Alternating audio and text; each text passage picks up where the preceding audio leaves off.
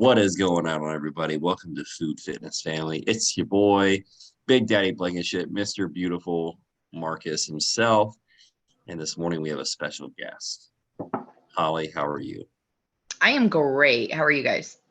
I'm good. It's kind of early. It's like 6. Not for Holly. You're crushing it this morning.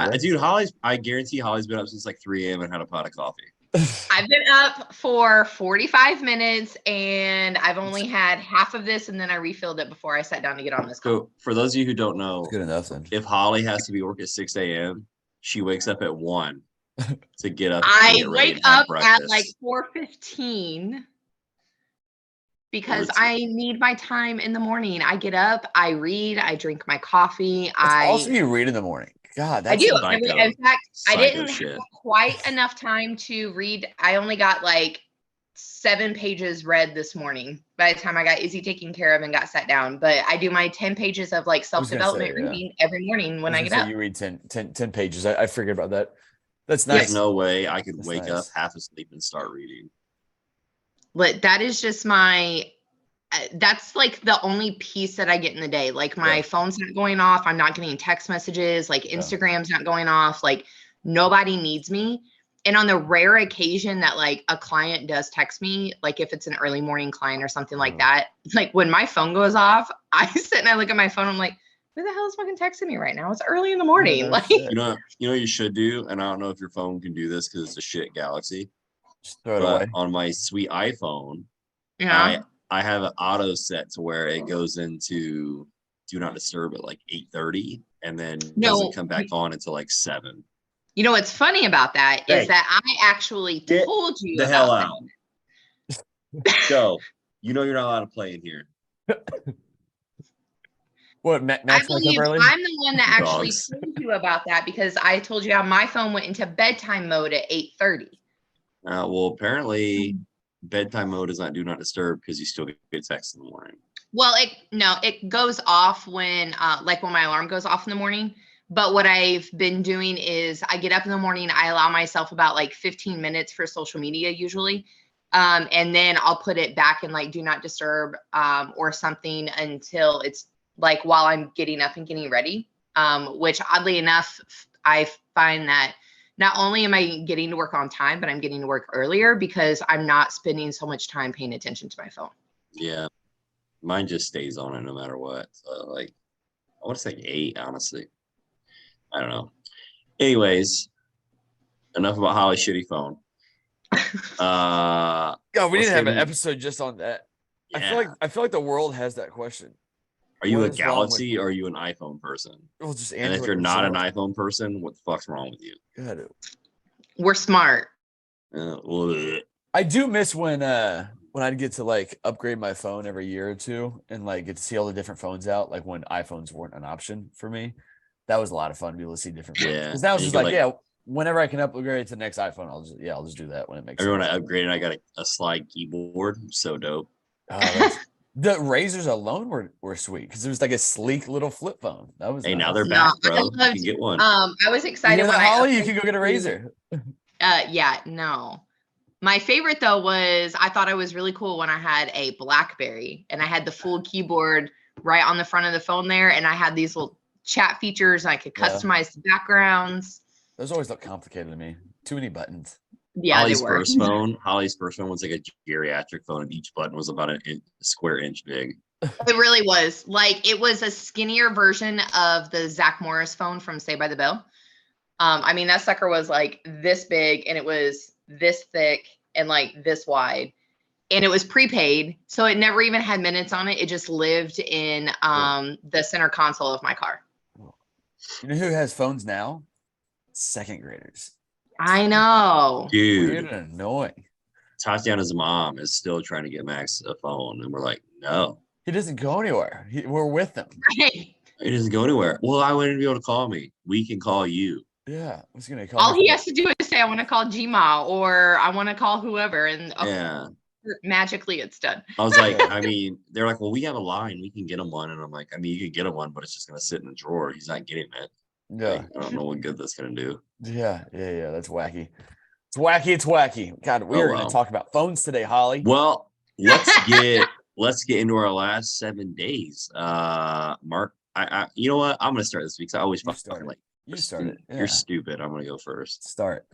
My last 7 days was very eventful. Let's see, I signed up like 3 new clients, finishing out the month on an all-time high, which is nice.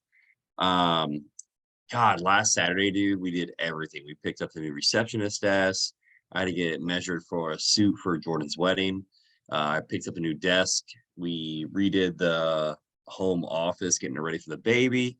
And you know what? Just a lot of work, man. Like Lee Summit's coming along, but it's just had a lot of stress lately. Like you saw yesterday, it's not one thing, it's another. It's not contractors hating each other because every contractor thinks they're better than the other contractor, which is it's fun. But it's like, but my contract, you know what I mean? But sometimes they fight, but they get along. And that's really about it, man. Just a lot of work, a lot of paperwork. I said this yesterday. When I opened a gym, I thought I was going to open a gym and have a lot of fun. And I do have a lot of fun. But holy shit, there's so much more work behind the scenes that people just don't understand. Mm-hmm. And because I didn't, and I'll be the first one to tell you, like, wow, like I opened up my dream job to do the thing I hate the most, which is office work. Like, it's like really a kick in the nuts, but it's fun. But I mean, once you got the first location open, were you having to do a lot of that? I mean, you and Holly, were you guys having to do a lot of that back end shit, or is it more so just now because the second location's coming? There's always stuff to do behind the scenes, yeah, but it's like I think it's more now that there's a second one. Yeah. And I think once we get the hang of this one, then it'll, because now it's like, now that we're getting a second one, it's like you see like the processes that you're fucking up on, you see things that need to be fixed for the future. And so you're trying to fix all that stuff. So hopefully once we get that situated, then everything else will be easier. Like I was trying to fix memberships the other day, and I erased the 1-year membership somehow. Just disappeared. It like just disappeared. And wait, including from people that already paid for it, or just oh my god, it was denied access to the gym. Check in, and bro, it was like a total crisis for like 15 minutes. Only 15? That's great. Yeah, like we were to call and they got it back right away, but it was like, oh god. I was sitting there trying to find it and I couldn't find it, and I was like, I'm just gonna call. Hopefully they can fix it. And the girl answered the phone, and I was like, "Hi, my name's Holly. I'm calling from Body Shop Gym, and I have a crisis right now, and I really hope you can fix it." That is a crisis. That's scary. Yeah. Oh my god. Yeah. It's called job security. There you go. True. Yeah. And we find out. Well, we don't find out the gender today, but we find out the gender of the baby today. Marcus finds out. We're gonna give it to Marcus, and he's gonna take care of everything. There you go. Well, part of my last 7 days is today, and that includes finding out the gender, so that's super exciting. Last 7 days have been solid too. Also, hopefully hitting another PR month, which is awesome. It's like we're doing this at the same time. So that's a lot of fun. We've been hitting PR since we've teamed up, and I don't think it has anything to do with it, but like I think we've both hit PR months every month since like August. Yeah. Like we can't stop doing the podcast just based off of that exact thing. You know what sucks? I think I was telling Holly this the other day. I'm like hitting all-time highs in my coaching, but it doesn't feel like it because I'm spending so much money with Lee Summit. Like every spare dollar I have goes towards that. Yeah. So I'm hitting these all-time highs, and I'm like, maybe we shouldn't go to breakfast this weekend. Like it's a real mind fuck. I know what you mean. Taxes just punched me in the dick too last week, but or a couple weeks ago. But anyway, I think that was really about it though. I don't think we did a whole lot over the weekend. Very uneventful other than just signing up a handful of new clients. So that's been nice. And then man. Summer's coming up. I only have 40 days left of the school year, so that's exciting. But anyway, Holly, how was your last week? It was good. I had a couple of new client consults last week. I signed up one of them last night. She was referred to us by another member of the gym. I've got another new client consult tonight.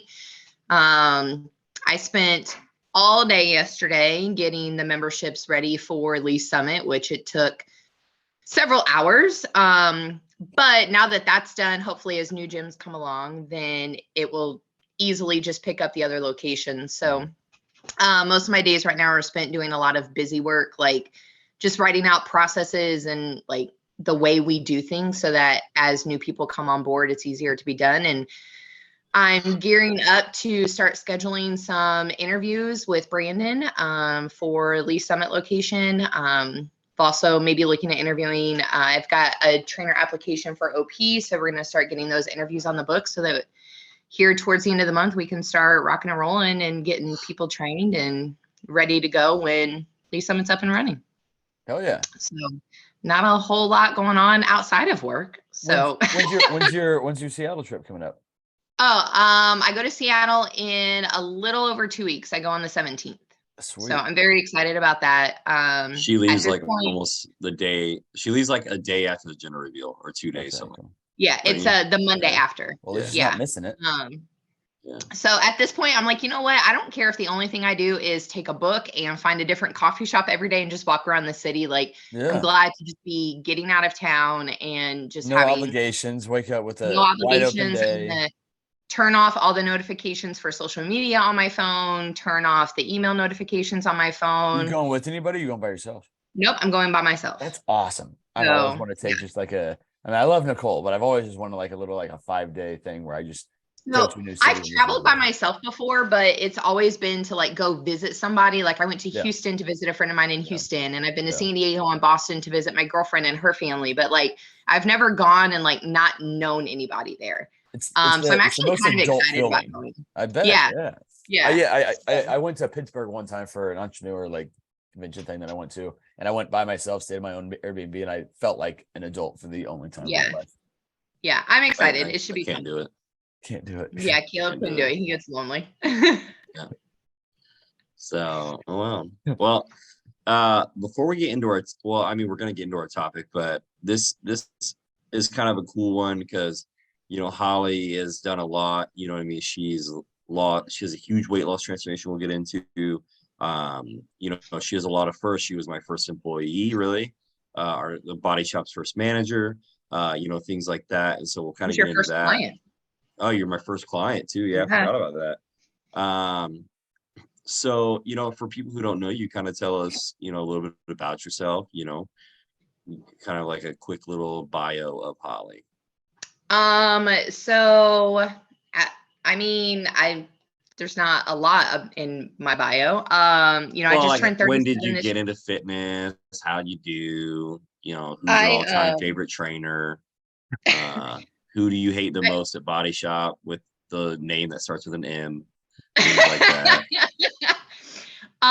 So I just turned 37 this year, and I have been working out for about 10 years. I was 26, 27, I think. I've always been bigger, just my entire life. When I was younger, I did not like anything that involved sweating. Like my parents put me in basketball when I was, like 9, 10. I didn't like it. Too much running. I played softball. It was okay, but the whole like running to bases and then sliding into home, not a fan of that. So in high school, I became the football manager, and I was like, I get to hang out with all the football players. Bet. But like, as far as athletics, like I earned a varsity Letterman's jacket for being a football manager, but like, that's all that's on my jacket is varsity football stuff. I've always been bigger. It's never bothered me. That's just who I was. And I got married at 20. I was divorced at 22, and I did not know that. Yeah. So I don't talk about it much, cause it was so long, quite literally a lifetime ago. It was so brief too. Yeah, it was so brief. But a lot happened within that 2 years. And after we got divorced, I would say extremely toxic as well. Yeah. It was more mentally or verbally abusive. Mm-hmm. Not to say that I didn't make mistakes in it as well, because I did. But it was very verbally abusive. And it was probably after my divorce where like my weight got a little more out of control. I was just used to eating a lot of processed foods, a lot of fast foods. It would be nothing on like Thursday or Friday night for me to order like a medium pizza from Domino's and eat 3/4 of the pizza, half an order of cheesy bread. but that's just how I lived life. Like I never knew anything different. I loved the taste of food. So it wasn't that I was like filling a void or anything. It just tastes delicious and I didn't want to stop eating it. So about 26, 27, I was sick for a couple of months, and I had gone to the doctor, and the doctor was like, hey, like, your blood pressure is kind of high. And if we can't get this under control, I'm going to have to put you on medication. And my whole life, the doctors have always talked to me about my weight, and I would always get really upset. I'm like, stop telling me I'm sick because, I'm heavy. Like, this is ridiculous. And I was working part-time at Lane Bryant, and I thought that Lane Bryant's patterns had changed and that their clothing sizing had actually gotten smaller. No, I was just growing out of the size that I was in. And for people who don't know, like anything over like 130 over, let's say 80 would be considered somewhat high. But for a doctor to tell you that you're going to need blood pressure medicine, you're probably looking at like 190 over like 105. I mean, it's like doctors will let it go pretty damn high before they'll intervene. So it's like, so for her to have to go on, it would have been pretty damn high. Yeah. And it wasn't until that moment when he threatened me with medication that I was like, no. And I looked him straight in the face and I said, not if it's because I'm fat. I'll fix it. If I lose weight and it's still a problem, then we can talk. But if it's just because I'm fat, then fine. I can fix that. That's fine. Yeah. And which is a totally different thought process than 90% of people. Oh yeah. Most people are like, because, I don't have to change anything other than just take this pill. Fuck yeah. Right. And I refused to be put on medication at 27. I was not going to do it. Not if it was something I could fix. Yeah. And I came home and I went to Caleb and I was like, Caleb, like, I don't know what to do. Like, can you help me? Because I don't know what to eat. I quite honestly didn't even know how to turn on a treadmill. I just didn't. Yeah. So Caleb was like, well, I mean, I can try and help you. I don't really know like what I'm doing, but like I can try. So Caleb had me eating nothing but chicken, rice, broccoli, eggs, and avocado toast. That was my life. I knew nothing. And it was awful. Nothing. And what year was this in relation to Caleb, like your bodybuilding career kind of starting and you like, oh dude, I've been in it like a year. I think I'd done one show where I looked awful. So you'd had maybe 1 or 2 diet plans ever sent to you ever? It was macros. And like when I was doing macros, I'd eat no one. And this is why I hate macros. No one taught me how to eat. So like I was eating ranch and cheese and bullshit for my carbs. Yeah. And one day I needed like 7 carbs and I had a beer and I thought I was fine. Yeah. And I was like 8 weeks out. You know what I mean? Yeah. Because no one taught me any better. So this was like when I really didn't know anything. I only knew chicken, rice, and broccoli. Yeah. Not to get too far here because I'm sure she's gonna talk about it, but we're very lucky knowing what I know now that Holly did not get very messed up because I remember at one point I had her doing an hour of interval on the stairs. I actually talked to Emily Rice about that yesterday because she was complaining, or 2 days ago, she was complaining to me about her 25 minutes on the Stairmaster. And I said, I don't have any pity for you. Yeah. Like, I still use it to this day. It's one of my favorite intensifiers. It's not true hit, but it'll be like 2 minutes of like pretty fast on the stairs and 3 minutes of like a calm. And I did that to her for an hour. Like, and there was no, like, I can't do it. I was like, 70 minutes actually. 70. Yeah. Don't be a pussy. I was like, don't be a pussy, just do it. And like knowing what I know now, it's like I would have went about it completely different. You know? Yeah. But I got the job done. Anyway, though, so he gave you your shit diet plan. You're welcome. So it was literally chicken, rice, and broccoli fucking like 5 times. That was it. He gave me, told me what to eat with my food, as far as food goes, but he really didn't know anything about like training at that moment. So I decided that one morning I met Caleb at the gym. It was like 5 a.m. And the manager that was at the gym in Florida, he went to our church. He had kind of like, him and Caleb had kind of become friends, and I went to Jimmy and I was like, Jimmy, like, I need help. I don't know what to do. I don't know how to work any of these machines. I don't even know how to turn on a treadmill, but I have to do something. So I immediately signed up for a 1-year contract. And if I went every morning at 5 a.m., Jimmy would take 10 to 15 minutes and show me 3 or 4 machines in the gym and show me how to work them and what they did, so that I had an idea of something that I could do. He didn't train me. He would just be like, well, so this is a preacher curl machine and this is how you set it up. And you don't want your elbows digging into the pad. And this is a tricep dip. And this is, a leg curl. He would just show me how to set it up for me and tell me what muscles they worked and how to use them properly. Dude, Jimmy, to this day, Jimmy was like, he was like an older Marcus, man. He was like one of the nicest people you've ever met. He always had a smile on his face. He was like 50 with like 21-inch arms. But he was so genuine. And to this day, when I go back to Florida, I'll text him and we'll try to meet up like for lunch or something. Because of course. That's super that cool. big of impact like on our lives. Yeah, that's awesome. Because, he didn't have to take time out of his day to do that, but he knew that I wanted to change and that I needed to. Yeah. And the only way that was going to happen was if I learned. Yeah. So he was like, listen, if you come in at 5 a.m., I will take some time every morning and I'll show you different things. Yeah. Yeah.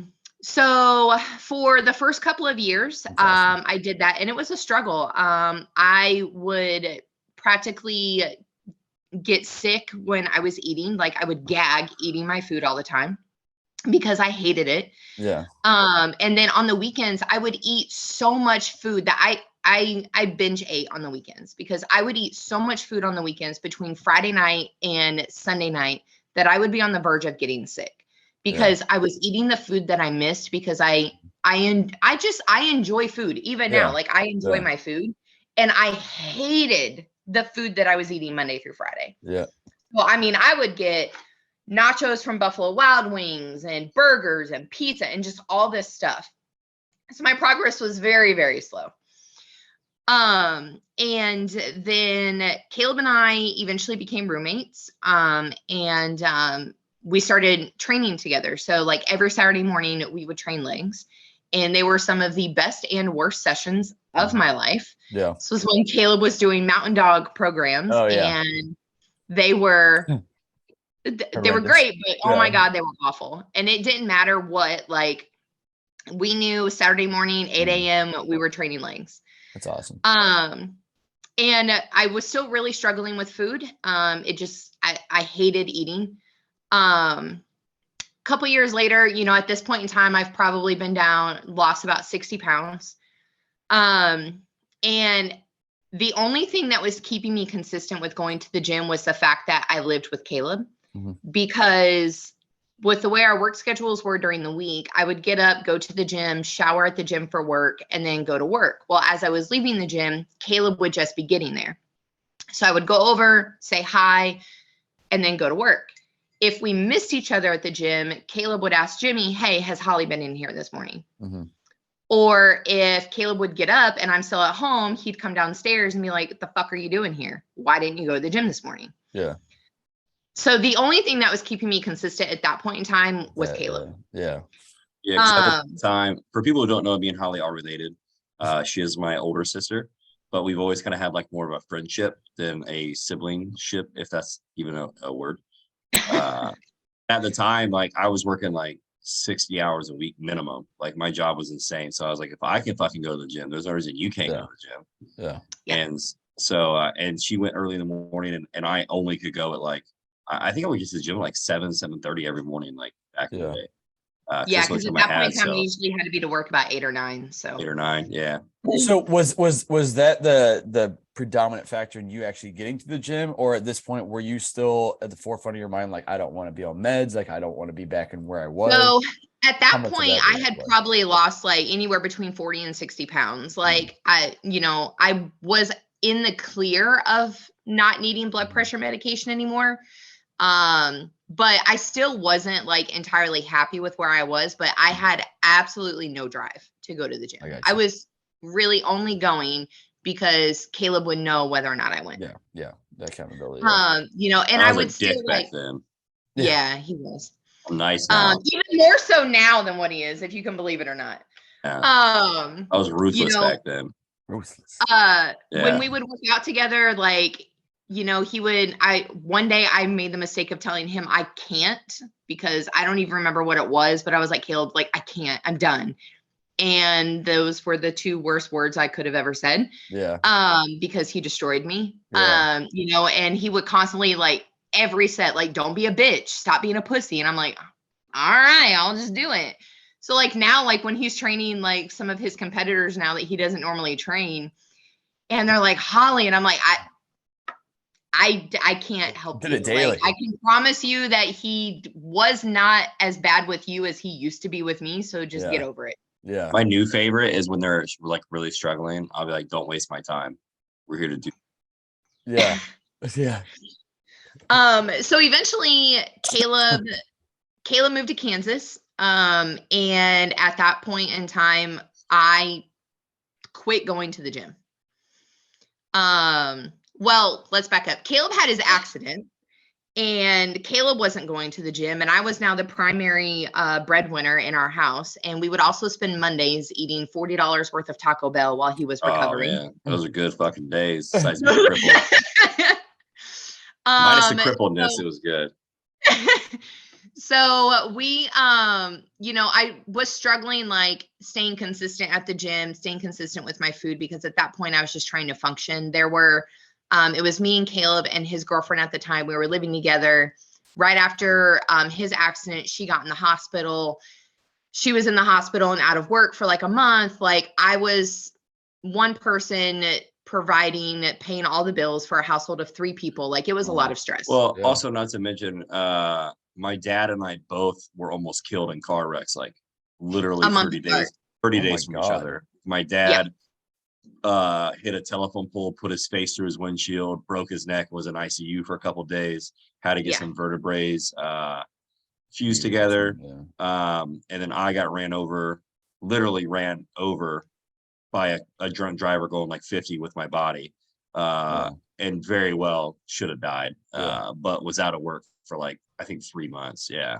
Like, in the course of about a 4 to 5 months time frame, like, our dad had his accident, Caleb had his, Caleb's dog had to be rehomed because of something stupid temporarily. Like, she bit somebody. She didn't actually bite the lady, but then we had to move. Then the girlfriend got kicked out of our apartment. We got kicked out of our apartment because of the dog situation. Jesus. So we moved.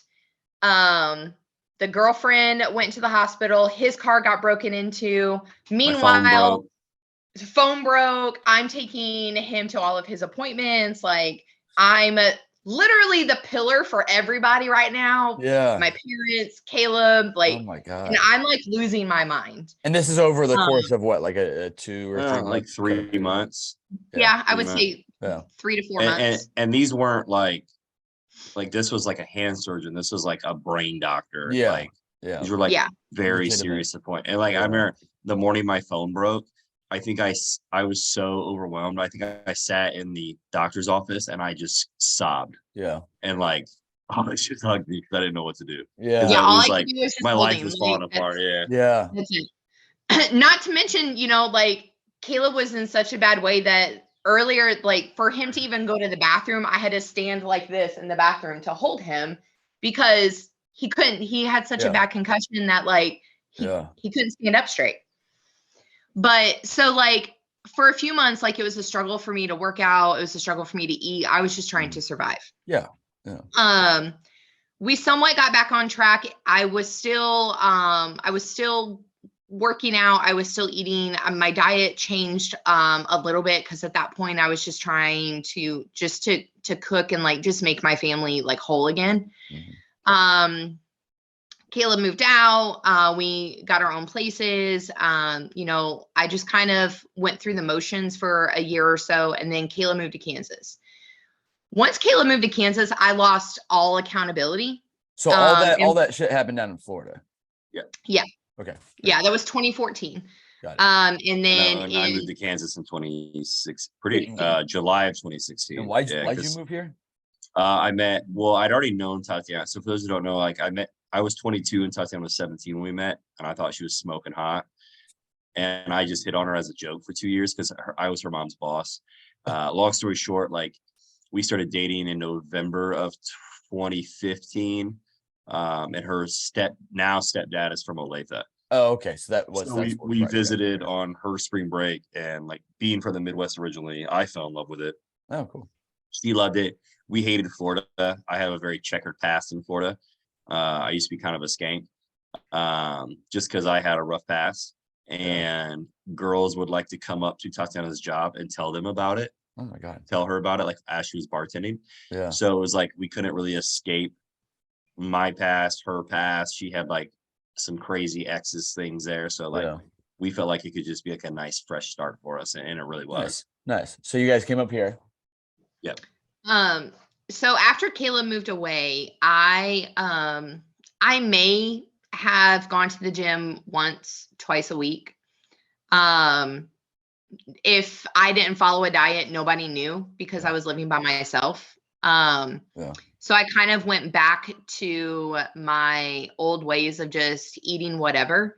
Now, it's not to say that it didn't necessarily work because at one point, before I was told my blood pressure was high, I was walking like 3 miles like twice a week, and I was still eating shit food, but I was measuring everything. Like I would bake some chicken tenders and cut them up and eat a serving size on a salad. And I would still go to Chick-fil-A for lunch, but I would order a kid's meal or stuff like that. Yeah. You were trying to moderate. So I was kind of back to doing that. But so at that point I was just maintaining. And so I worked in a call center for Sprint, and our interest was on the back half of the call center, and on the front half of the call center, a gym went in. And one day we were having like this Chamber of Commerce event or whatever, and the manager from the gym came over, and I was like, dang, he really hot. All right. And I'm not even gonna lie. What sold me on signing up at that gym was the fact that this man took me by the hand and took me into the gym to give me a tour, because I was talking about like I needed to find a new gym and whatnot. And I was like, all right, done. But then he sold me on personal training, and I was like, okay, well, like that might help. So I signed up for a personal trainer for one 30-minute session a week. And he, my trainer's name was Hayden. I still keep in contact with Hayden today. He's not even training anymore. He works in real estate now. He lives in Texas. I would train with Hayden on Tuesday mornings at 8 a.m. But every other day that I would be in the gym, whether I was on the Stairmaster, whether I was working out, it didn't matter what I was doing. Hayden would see me, and Hayden be like, hey, I got you. I see you. You know, he would acknowledge me from across the gym. He would wave to me. He'd give me a high five as he passed me. Yeah. He just acknowledged that he saw that I was there. Yeah. And that's all it took, was for he saw that I was there. Yeah. And so him and I would do a HIIT workout every day. Or every week. And then like I text Caleb and I was like, hey, like, can you help me? So Caleb started taking control of my diet. He started taking control of my workouts, and I was in there 6 days a week.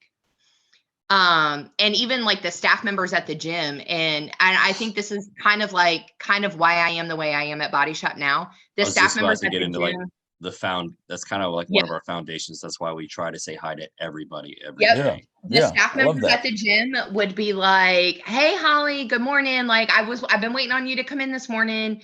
Honestly, that's it's so rare. Like it might not be like super rare, but in all my experiences, for the most part, it's not like that. I developed a relationship with those staff members. Awesome. Like because when the original manager left that sold me on the gym, and a new manager got promoted, she was like, Holly, like you have to be like the most consistent member we have here. Mm-hmm. I see you every single day. Yeah.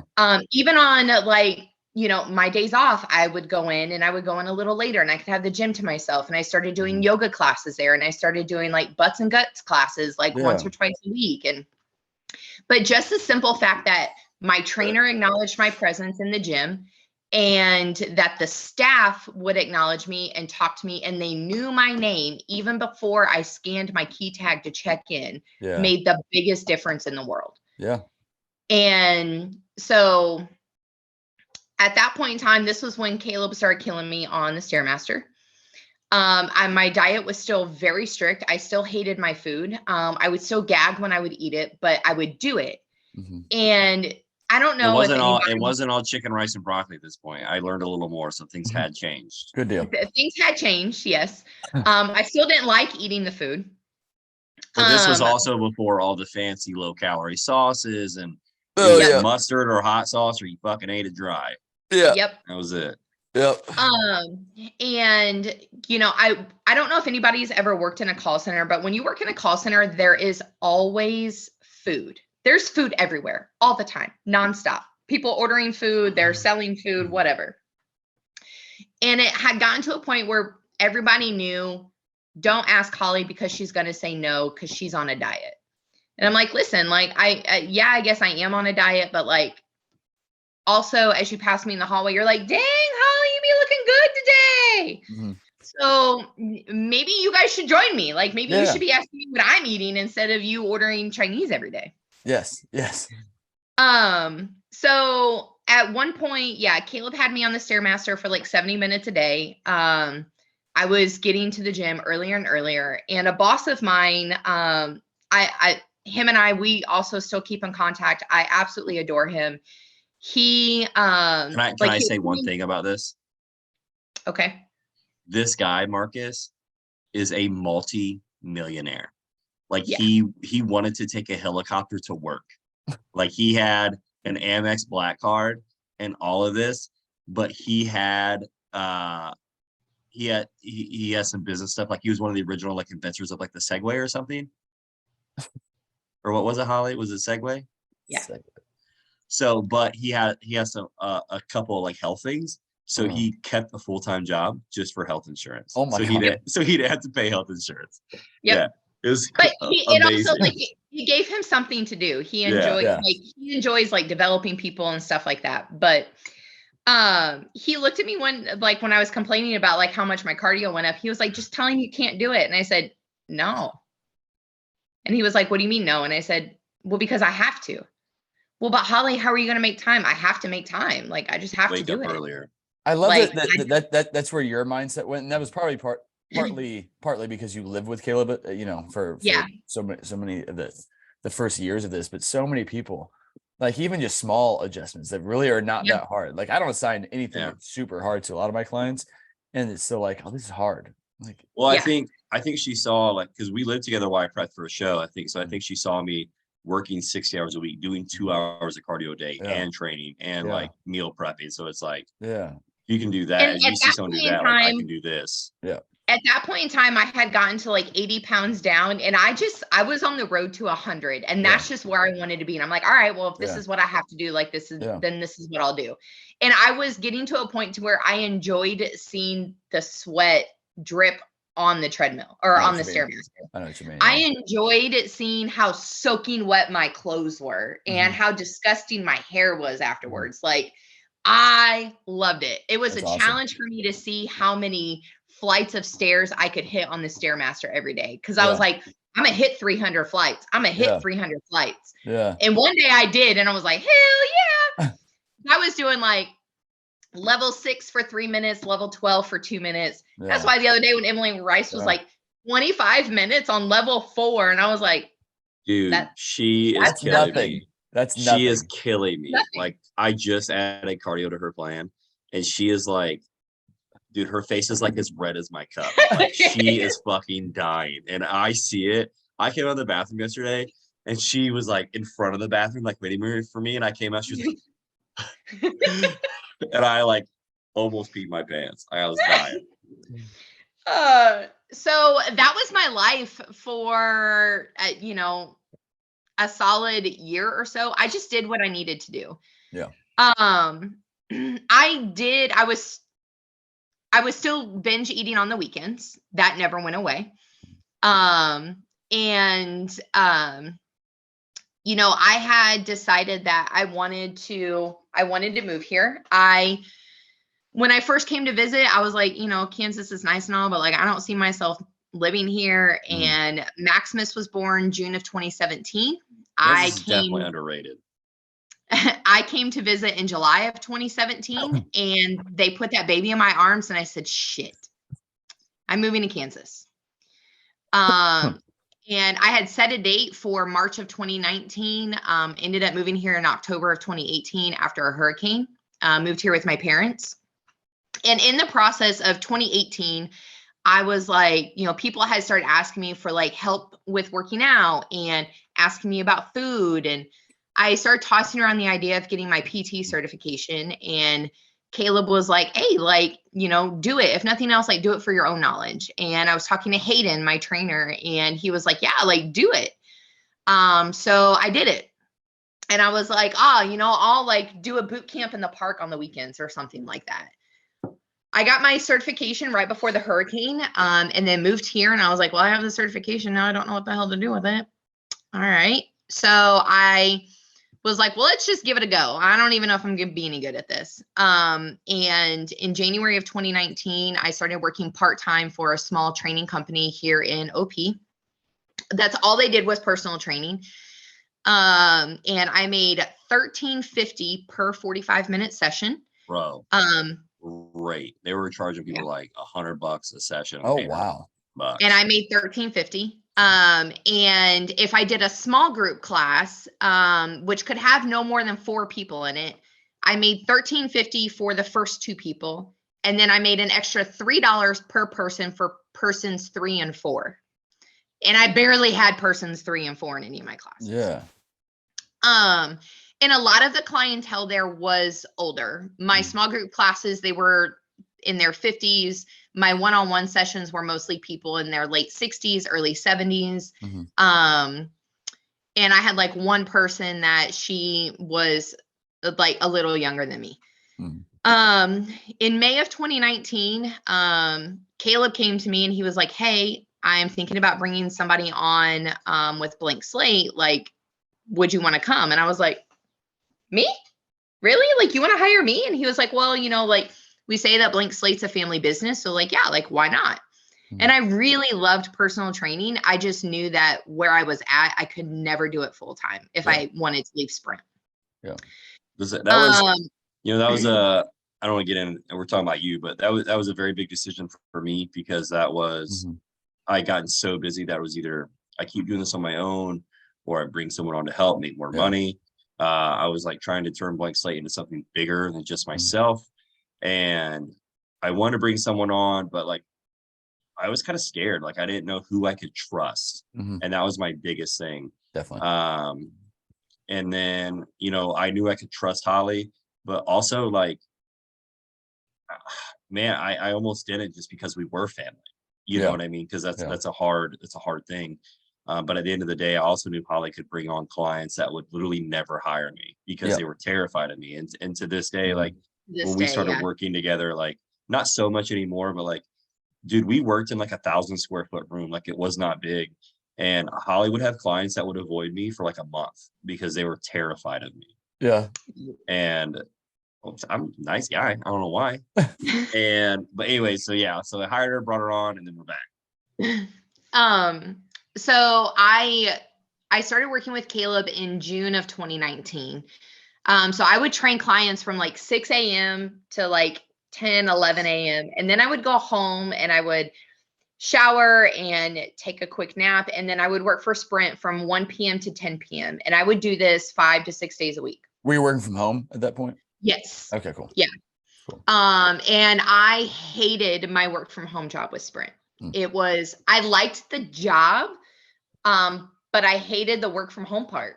Yeah, you missed the people. Yeah. Like I don't like people. I'm not a people person, but man, I require some people in my life. She also lived in her and my parents moved here at the same time, so she lived in the basement. So it was it's just fucking depressing. Like sometimes me and Tatiana would come over for dinner and we would bring like Monopoly downstairs and she would play Monopoly in between calls because it was like sometimes she wouldn't have a fucking call for like 4 hours. She was literally just But I couldn't leave my desk. I had a desktop computer and I had to be there in case a customer called me. Yeah. Because what I did was like I handled like executive level escalation calls. So like customers would call me directly. Yeah. So I had to be there. So sometimes I would just be sitting down there for hours watching TV. Yeah.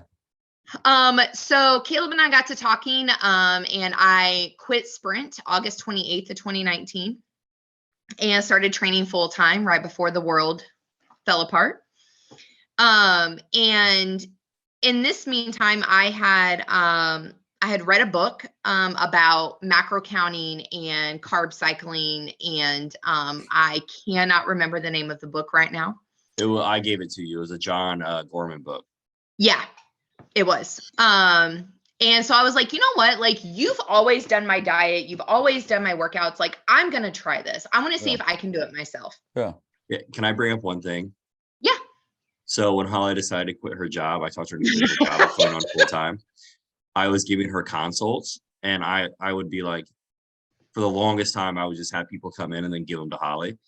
And then, but I started being like, oh yeah, you're going to be with Holly.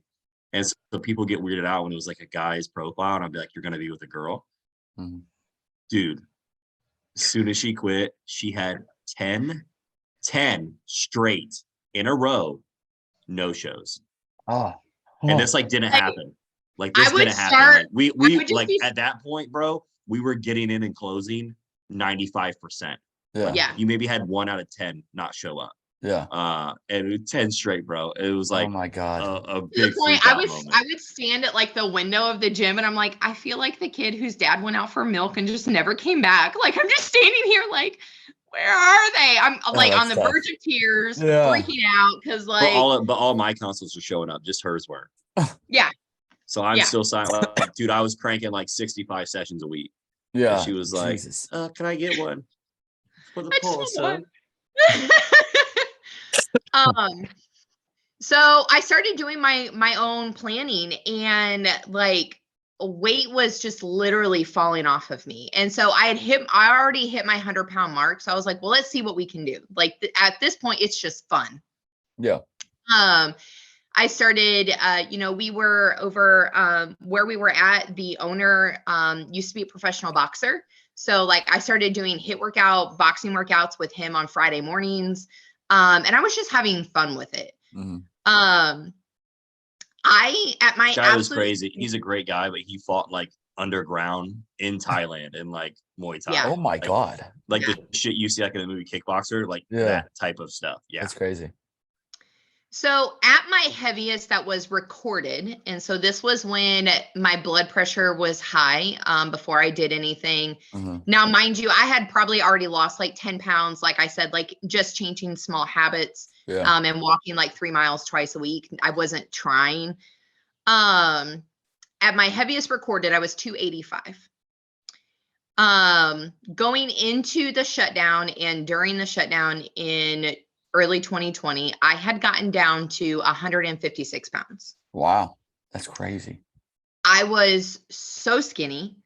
My mom was like, are you about done? Because you're starting to look a little sick. And I was like, I don't know. At this point, I'm just going to see what I can do. I was wearing the smallest clothes I had ever worn. So like once I hit 100 pounds, my goal was to just be able to buy clothes in any store I wanted. Yeah. Because my entire life I had been restricted to plus size stores. Yeah. I was wearing a size 8 pant and a size small shirt or dress. At my heaviest, I should have been wearing a 22, 24. But I was still squeezing myself into an 18-20 because I refused to go into a 22-24. Mm-hmm. I was incredibly skinny, and I still hated the way my body looked. I didn't like it. I liked the way my back looked. It looked great. Like I loved being able to see the muscles in my back. Mm-hmm. I didn't like the way my stomach looked. It wasn't flat.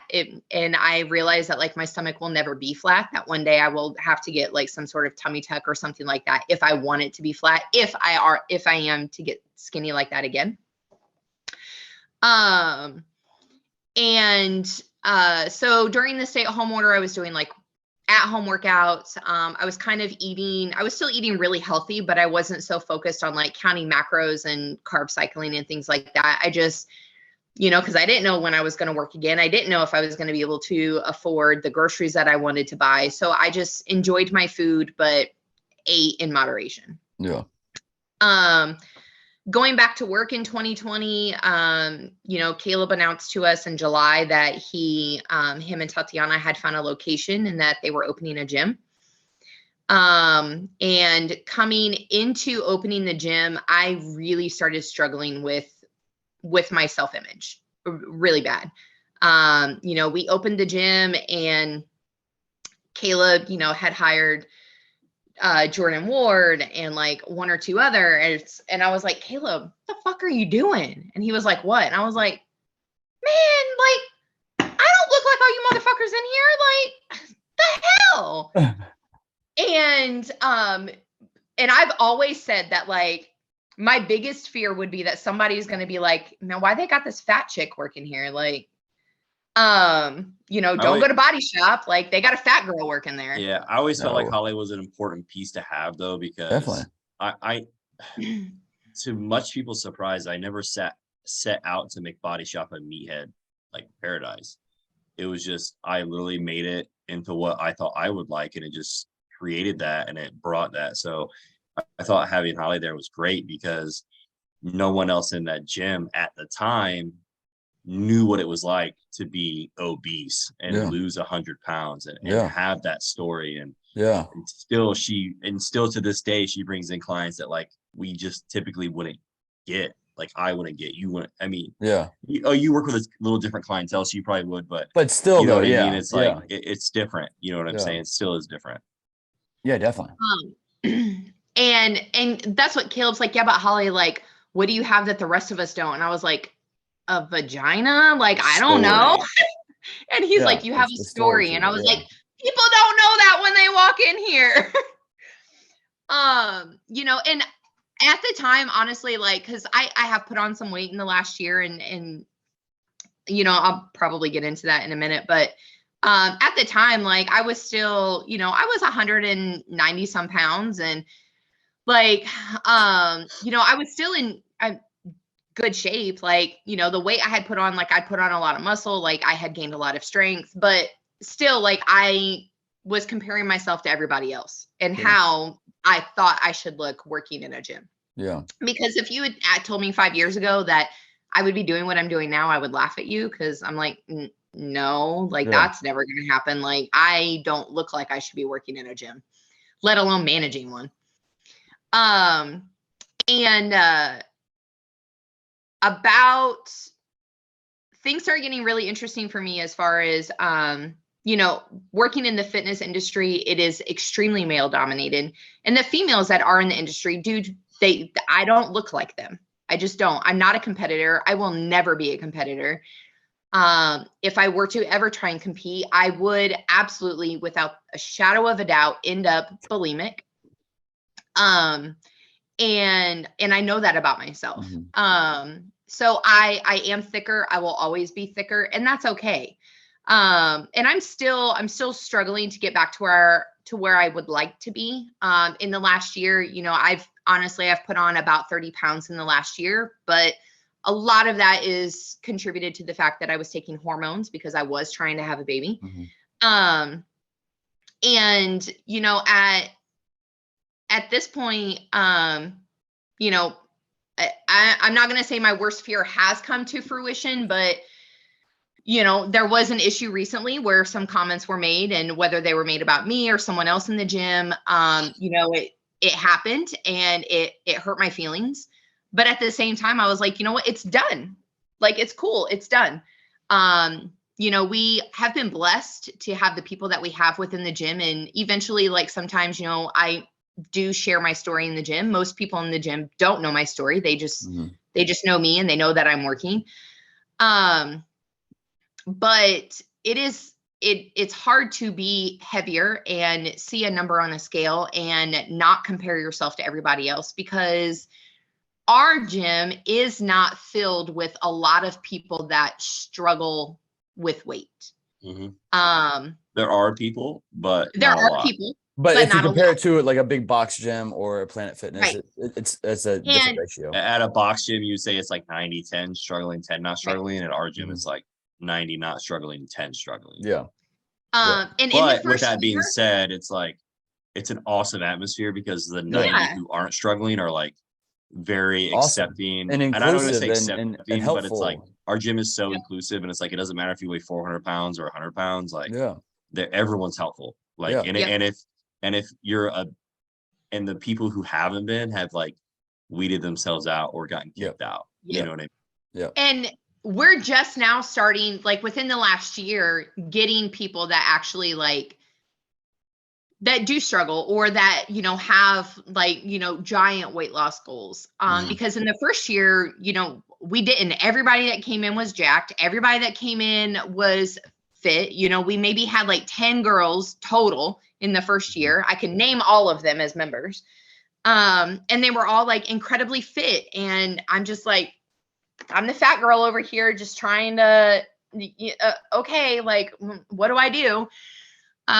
You know, and Caleb and Tatiana promoted me to manager in August of 2021. And I was like, oh my God, now like the pressure is really on for me to look a certain type of way. And mind you, this is all me putting this pressure on me. Yeah. Yeah. You know, Caleb and Tatiana have never looked at me and been like, you're a little heavy. We need you to tone it down a little bit, or maybe you should be doing this, or maybe you should be doing that. This is all me.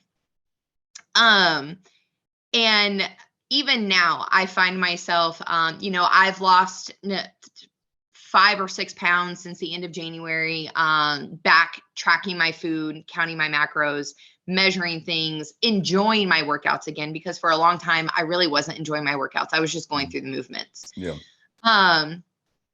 You know, I like, will say though, just going through the motions though, is still way better than just not going not through doing anything. at all. Yeah. It is. Yeah. And honestly, so like you treaded water, which was key. I was only going through the motions because of the environment that I was in. True. Yeah. If I was working somewhere else, I probably wouldn't have been going to the gym at all. Yeah. I was going through the motions because of the environment that I was in. While I'm here, I don't have a reason to not work out. Yeah. And everyone around you is working. Yeah. Right. Exactly. Yeah. Well, and even like still Caleb being Caleb, like, you know, it might be his day, you know, might be a Thursday where he's not in the gym and he's coming in. He's like, you working out today?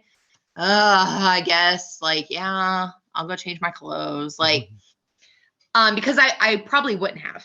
Yeah. You know, but like last week I was looking at my reflection in the mirror and I was like, oh, okay, my booty looks a little bit different in these jeans today. Like, and I've lost somewhere between, you know, 130 pounds and now I'm at 80 pounds. So I just tell people like an average of 100 pounds. Like I've done it. I still struggle with things. It's still a daily battle. I'm still not happy with the number that I see on the scale. But for the first time, I'm actually starting to gain a little bit of confidence about the way I look. Good. For the first time in and you know, Monday I was in there and you know, there was a group of girls in there, Emma Taylor, Abby Groves, Emily Rice. They were all in there working out and, you know, Abby was like, Holly, your ass. Like, and I was like, thanks. I actually just did a side-by-side and it's actually changed so much in the last like month and a half. Oh yeah. You know, I'm still learning that it's not about the scale. It's not about necessarily the way you look, but it's how you feel. And it's still a struggle for me, which I try to portray to my clients. Like I'm very real with my clients and I will tell them like, I struggle with food. I struggle with following a meal plan. I struggle with keep getting my macros in. The other day I went to Caleb and I was like, Caleb, I know the answer to this question, but I need you to just reiterate it for me so I don't talk myself out of it. I don't have to necessarily track macros for veggies because of the fiber and the other nutrients that are in them, but I still have to track my fruit because of the sugars. right? And he's like, yeah. And I was like, yeah, see, I know that, but I was about to talk myself out of it because I just want to eat the fruit. Yeah, it's hard. So I make excuses for anything to be able to eat it. Go ahead, Marcus. Oh, no, I was just gonna say, I mean, number one, it's awesome that you obviously feel way better in your skin and about yourself and all that good stuff. But on top of that, they're like, do you ever, I mean, I'm sure you do, reflect on how you felt 10 years ago, like in every way, shape, and form, emotions, overall just health as well, versus where you are now? Like, do you take a moment to be like, good fucking job? Like on feeling that? Yeah. Sometimes, like, especially when I'm having a rough day, I'm like, you're not where you were. Yeah. Like, you've done this, you can do it again. Yeah. And I don't struggle with breathing or putting on my shoes. Like I did then. But if I'm thinking, like, if I think about back when I was heavier, I didn't necessarily feel bad. I was probably tired, but I'm always tired. Like, even now I'm always tired. But I don't remember ever like feeling bad or just feeling like crap or anything of that nature. Honestly, because I do tend to train a little heavier sometimes, I probably have more like aches and pains now just because of, like my knees are hurt or my elbow hurts or whatever. But you're not sweating walking up a flight of stairs. Yeah. Right. I'm not winded walking up a flight of stairs. I'm not breaking a sweat doing it. Like, I carrying all of my groceries upstairs into the apartment in one trip isn't as big of a deal anymore as what it used to be. And I don't find myself looking at something quite as often being like, oh, well, I can't do that because I'm too fat. Yeah. I'm not afraid to get on an airplane because I'm not afraid of whether or not the seatbelt's going to fit me. Yeah. I'm not afraid to sit on a particular piece of furniture when I go out to eat or when I go to someone's house. And you don't like it doesn't really like cross your mind. Like, it obviously crosses your mind, but you're not like, oh, well, how could I fix this? You're just like, oh, well, the restaurant should have different tables, or why do these booths have to be so small? Like, but it's never a thought of like, well, I can fix this by changing me and making it better me. They need to change it for me. Yeah. Right. Exactly. They need to accommodate me when in reality, like, it's me doing myself a disservice. Yeah. And honestly, like, when I look at like things now, like yesterday, Maximus got to the gym and him and I ran the whole way back to the office. There's no way in hell I would have done that 10 years ago. At 27, I would not have done that weighing almost 300 pounds. But at 37, I'm a run with that boy. Yeah. We're going to run and we're going to play. And like, I'm able to do things with him. Yeah. Or, with my god kids that I would have never even considered 10 years ago because of how heavy I was. Yeah. Marcus, how much time do you got left? 'Cause I know. Oh shit. Like 10-ish. Okay. You guys. Yeah. Let's segue into our last part, if that's okay with you, Holly. Yeah, that's fine. So here's the real question. So what is it like working with family? I know sometimes, for those of you who don't know, sometimes like, we're just going to clear this on the air. Sometimes like people don't understand, like, Body Shop is a family run business, but like Holly she's just the manager. I know she gets mistaken for the owner a lot, and I know I'm sounding petty right now, and I'm sorry. But it is like my wife and I. Absolutely no stake in Body Shop. Yes, it is just my wife and I. Holly has no stake. If Body Shop goes belly up tomorrow, Holly just finds a job. She's good to go. She doesn't lose her entire life. But Body Shop is my baby. Yes. Like, that is my home. Yes. That is still my gym. I agree. And I only say that, Marcus, because still to this day, I'm sorry, a lot of people like think she is like the owner. We're like, no, like, she's just or they think that like I paid so much money for this. And I'm like, no, I don't. Which like, and I understand it. It's a common misconception because everybody knows that I have been there since day one. Yeah. And especially Huge, eventually when piece people find out that we're related, because we don't necessarily like announce it. Mm-hmm. But I will say that like working with family it's an interesting dynamic. Because for me, it's a double-edged sword of not wanting to disappoint my boss and not wanting to disappoint my brother. Yeah. You know, and her best friend. And my best friend. Yeah. Because, you know, my bosses are my best friends. Mm-hmm. Except, you know, and I tell my best friend Tatiana, I told her the other day that her husband sucks ass and I hate my boss because he's going to make me work every day this summer and I'm losing my pool days this summer because he's rude, but whatever. She's getting a raise. It's not like she's just working more days. But there's always that fine line of like, okay, this is my brother that I need to talk to. And sometimes like I'll walk into the office, I'm like, hey, like I need to talk to you as my brother right now because this is what I'm stressed out about and this is what I've got going on. Yeah. Where at the same time, like if something's happening, like, you know, Caleb will be like, hey, like I need to talk to you as your boss at the moment. Yeah. And everybody always thinks that if there's a problem with me that they can't go to Caleb, that there's nobody that they can talk to. And please believe that Caleb has no problems putting my ass in check if I have done something wrong. He's done it wrong. he's well, done no, it. It's I've had it, you know, and it's hard because it's like those are really hard conversations, but it's like, you know, there's been times where Holly's come in my office and she's got an attitude with you. I'm like, don't fucking talk to me like that. This is my office. Okay. Yeah. And then, or I mean, a couple months back, something happened and I was like, hey, come here, like close the door. And she's like, oh God. And I, you know, we had to have that conversation. And I told her, you know, and I told her to her face and I told Brandon to his face, like with her there, like you've been here the longest, you know, as Body Shop grows, I want you to move up within the company. You're not getting this because you're my family. And I was like, if I had to fire you, I would fire you. Would it suck?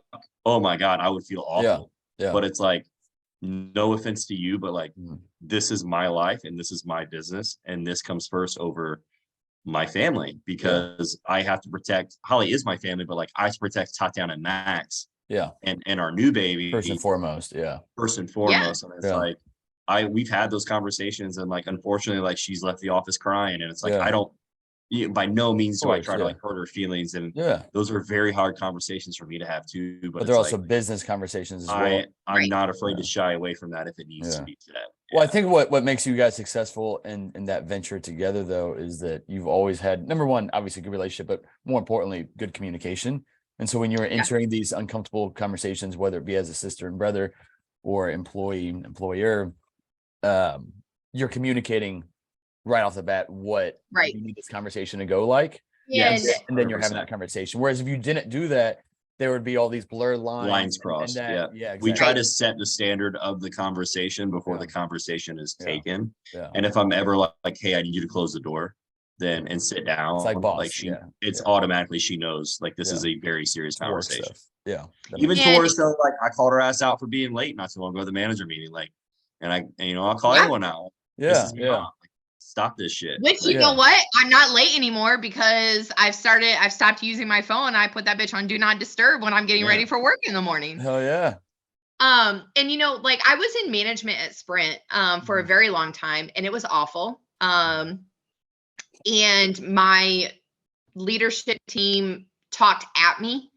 They didn't talk to me, they talked at me.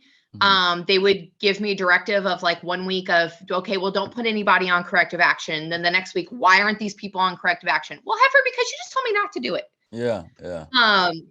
And if there is one thing that we've been able to develop, it's a clear set of expectations. And it's clear and concise communication. There's never a question about what I expect or what he expects from me. There's never a question of like, look, what we expect of Brandon, or what Brandon expects of us or anything like that. And I think I can attribute that to the relationship that we already had before Body Shop came along. You know, we've always been very open and honest in our communication as siblings. And so I think having that ease and being able to show people that like we can communicate openly. I can flat out look at him and be like, I don't really like that idea. And here's why I don't like that idea. These are the issues that I see with it. Or I don't like that you're talking to me that way. Yeah. And we can both take a step back and be like, okay, you're right. Maybe maybe we should look at it another avenue. Yeah. Maybe we should do things differently. Well, and, you know, with that being said, like these are some of those hard conversations because, you know, Holly coming from a call center background where she was talked at, you know, she's much better now, but sometimes at the beginning when she was first manager, it would be more of talking at instead of talking to. And I would have to call her in and be like, hey, like basically stop doing that shit, you know, but it's like, this is how I want you to go about it. So, I mean, I'm not saying my management style is great, but I feel like, you know, my ownership of where I worked before wasn't great, but I feel like my management team, especially my best friend at the time, was really good. And I learned a lot from him. And I've been in management for a long time. And it's like talking to and showing. So anytime I get on to Holly or I need her to fix something, it's never like, you're going to fix this shit. It's like, hey, you're going to fix this shit. And this is how I want you to fix it. Like, I'm going to give her a solution to what I'm getting on her ass about. Cause it's like, if I'm just coming in and she's in trouble, it's like, how does she know?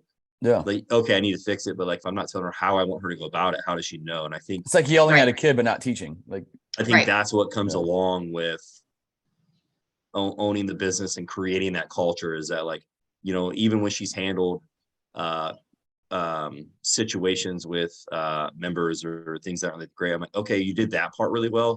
This part I need you to improve upon because I want you to go about it this way. Like, those are hard conversations, but it's like, if Body Shop is going to continue to grow and cultivate the culture it is, it's like it starts for me and it goes down to Holly and then Brandon and so on. Well, you guys are doing an amazing job with it because, again, like I've been to a shit ton of gyms over the years and there's never been one that has the kind of culture and community and lacks the drama. You know, other places that have had like a lot of people that are like friends and culture and shit also has a shit ton of drama with it. You guys don't have any of that. And I think that comes down to the tone that you did. They just weeded themselves out. Yeah, we did them out.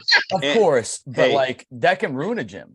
I mean, like the gym that I was at in the Northland, it ruined the gym. Yeah.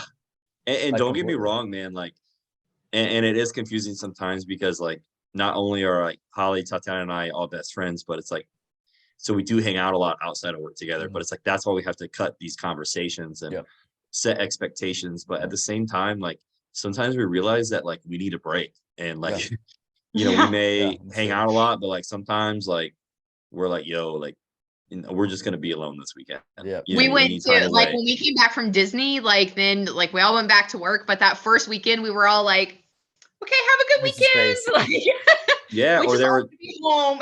Or there were times where like, you know, fuck, what was it? Oh, this past year, you know, Holly went to every show. So we were in Omaha together. We were in Overland Park together. We were in Des Moines together. And then we went to home to visit family together. And it was like, dude, it was like four out of like 5 or 6 weekends in a row. Yeah. Like, I remember Tatiana was like upset and I had like talk to Holly like about Tatiana and like, cause sometimes they fight too. And I'm like the middleman, but it's like, sometimes we're just like, hey, before something gets said, like, I think we just need to, we need a minute. We need a minute. Yeah. We're going to take a break. Yeah. Well, Holly, thanks for being so damn vulnerable and open with your journey with it. I know you're a pretty open person anyway, but obviously it's probably tough sometimes to kind of share some of these struggles and stuff that you've been through. But I think it's super inspirational to a lot of people. And again, I think that you're a vital piece of Body Shop and well, thank you. So special. No, yeah, and we're proud to have Holly. I'm not even proud to have her because she's my family. I really could care less about that. We're proud to have her because you're great. Without even trying, Body Shop is very inclusive, and I'm proud to have a female manager who may not look ideal to everyone else. You know, she has a great story. She has a good background. She's come a long way. You know what I mean? And I feel like that's just part of building it. You know what I mean? I think it's cool to see. Yeah. Personally, you're crushing it, Holly. What are your goals this year? What are your personal goals outside of Body Shop? Right now I'm working on trying to get some debt paid down and get a savings built. I've told myself that this year is the last year that I renew my lease. And next fall, I will be buying a duplex. Oh, yeah. You house hacking it? Yep. I'm going to live in half of it and rent the other half out. Yes. So, Nicole, I'm working on that and just working on, being comfortable in my skin again. Ideally, I'd like to get back under 200 because I'm over 200 right now. But, she's like if that doesn't almost happen, there. Not quite almost. I got like another 10, 12 pounds to go. Well, I was going to say, I know you'd started that, like you mentioned, you're already down like 6 or 7 pounds or so. So yeah, that's exciting. But just getting my confidence back and being comfortable in me, that's my biggest goal. Yeah, that pays dividends in every area of life when you do that. Exactly. What's your other biggest goal? Is being another good aunt to my child. And we've also determined that when Caleb comes back from paternity leave in September, I'm going to take 3 weeks of entity paid leave. Love that. So I can get some baby bonding time. I love that. Me and little Speech, we can bond. Max named the baby Speech. Speech? Yeah. Speech.